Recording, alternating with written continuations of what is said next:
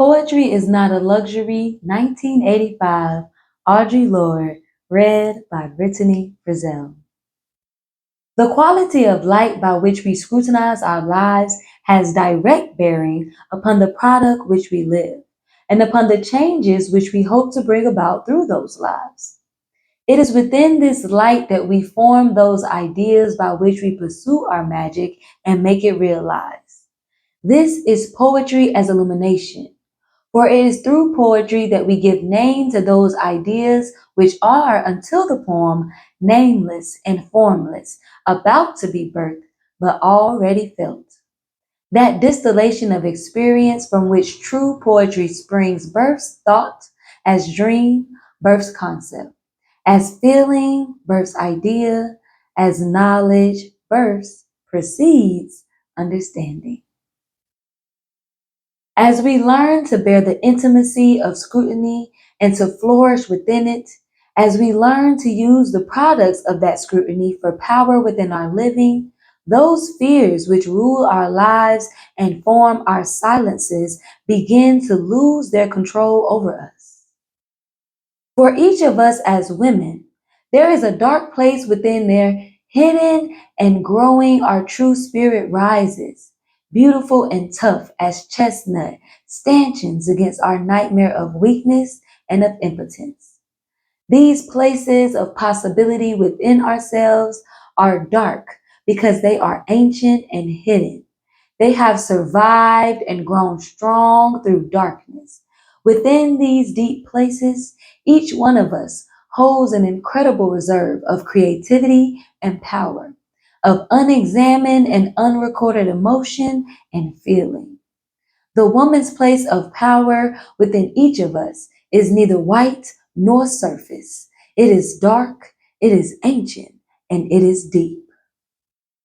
When we view living in the European mode only as a problem to be solved, we then rely solely upon our ideas to make us free. For these were what the white fathers told us were precious. But as we become more in touch with our own ancient, Black, non-European view of living as a situation to be experienced and interacted with, we learn more and more to cherish our feelings and to respect those hidden sources of power from where true knowledge and therefore lasting action comes. At this point in time, I believe that women carry within ourselves the possibility for fusion of these two approaches as keystone for survival. And we come closest to this combination in our poetry. I speak here of poetry as the revelation or distillation of experience, not the sterile wordplay that too often the white fathers distort the word poetry to mean in order to cover their desperate wish for imagination without insight. For women, then, poetry is not a luxury. It is a vital necessity of our existence. It forms the quality of the light within which we predicate our hopes and dreams towards survival and change, first made into language, then into idea, then into more tangible action. Poetry is the way we help give name to the nameless so it can be thought. The farthest external horizons of our hopes and our fears are cobbled by our poems, carved from the dark experiences of our daily lives. As they become known and accepted to ourselves, our feelings and the honest exploration of them become sanctuaries and fortresses and spawning grounds for the most radical and daring of ideas, the house of difference so necessary to change and the conceptualization of any meaningful action. Right now, I could name at least 10 ideas I would have once found intolerable or incomprehensible and frightening, except as they came after dreams and poems. This is not idle fantasy, but the true meaning of it feels right to me. We can train ourselves to respect our feelings and to discipline, transpose them into a language that matches those feelings so they can be shared. And where that language does not yet exist, it is our poetry which helps to fashion it. Poetry is not only dream or vision, it is the skeleton architecture of our lives. Possibility is neither forever nor instant. It is also not easy to sustain belief in its efficacy. We can sometimes work long and hard to establish one beachhead of real resistance to the depths we are expected to live, only to have that beachhead assaulted or threatened by canards we have been socialized to fear, or by the withdrawal of those approvals that we have been warned to seek for safety. We see ourselves diminished or softened by the falsely benign accusations of childishness, of non universality, of self centeredness, of sensuality. And who asked the question?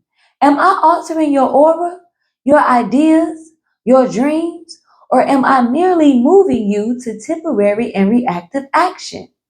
Even the latter is no mean task, but one that must be rather seen within the context of a true alteration of the texture of our lives. The white fathers told us, I think, therefore I am. And the black mothers in each of us, the poet, whispers in our dreams, I feel, therefore I can be free. Poetry coins the language to express and charter this revolutionary awareness and demand the implementation of that freedom. However, experience has taught us that the action in the now is also always necessary. Our children cannot dream unless they live. They cannot live unless they are nourished. And who else will feed them the real food without which their dreams will be no different from ours? Sometimes we drug ourselves with dreams of new ideas. The head will save us. The brain alone will set us free.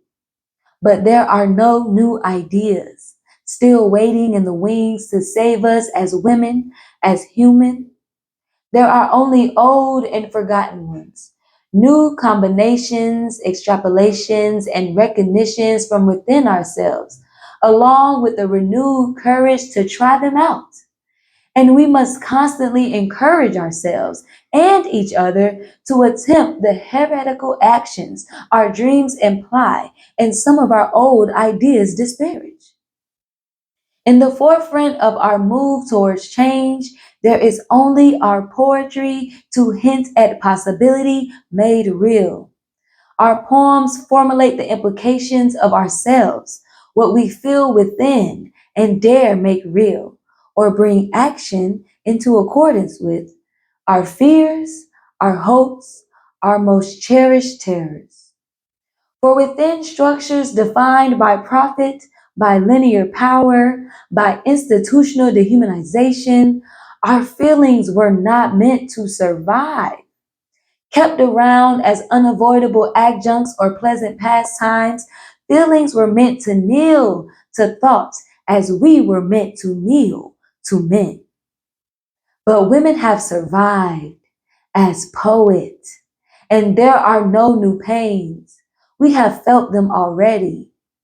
We have hidden that fact in the same place where we have hidden our power. They lie in our dreams, and it is our dreams that point the way to freedom. They are made realizable through our poems that give us the strength and courage to see, to feel, to speak, to dare. If what we need to dream, to move our spirits most deeply and directly toward and through promise is a luxury, then we have given up the core, the fountain of our power, our womanness. We have given up the future of our worlds. For there are no new ideas.